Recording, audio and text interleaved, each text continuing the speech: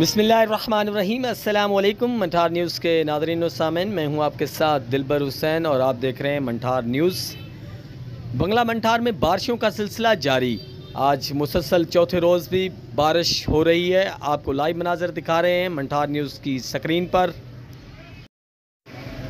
एक तरफ गर्मी से सताए लोग बारिश को एंजॉय कर रहे हैं, जबकि आज चांद रात होने की वजह से दुकानदार हजरात परेशान हैं। बारिश होने की वजह से ग्राहक जो हैं वो वापस जा चुके हैं। जी अस्सलाम वालेकुम। ये जो बारिश हो रही है बहुत अच्छी है। नहरों में पानी की बहुत किल्लत थी, पानी आ ही नहीं रहा था। और जो ज़मींदारों के लिए खुशी है वो बहुत ज़्यादा है, क्योंकि ये अल्लाह की रहमत हो रही है, फसलों से पानी सैराब हो रहे हैं। और दूसरी बात यह है, बहुत ज़्यादा गर्मी थी, उनकी वजह से बारिश हुई है और लोग इंजॉय कर रहे हैं, बारिश में बाहर घूम रहे हैं। बारिश के बाद मौसम इंतहाई खुशगवार हो चुका है। जहां बारिश फसलों के लिए बेहतर है, वहां पर कुछ फसलों के लिए नुकसानदेह भी है।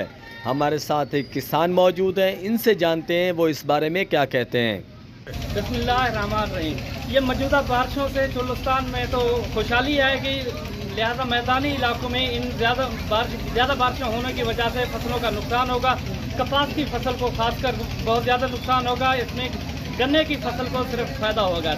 लिहाजा ये इन बारिशों से किसानों का ज़्यादा नुकसान होगा। सेम के इलाकों की फसलें तबाह हो जाएंगी। बारिश के बाइस बाज़ार में रश बहुत कम हो चुका है। महंगाई की सताई आवाम शिकवा करती है कि महंगाई बहुत ज़्यादा है, जिसकी वजह से ख़रीदारी भी कम हो रही है।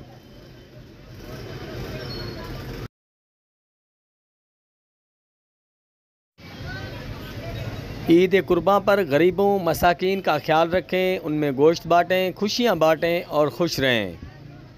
देखते रहिए मंठार न्यूज़। दुआओं में याद रखिएगा। एडवांस ईद मुबारक। अल्लाह हाफ़िज़।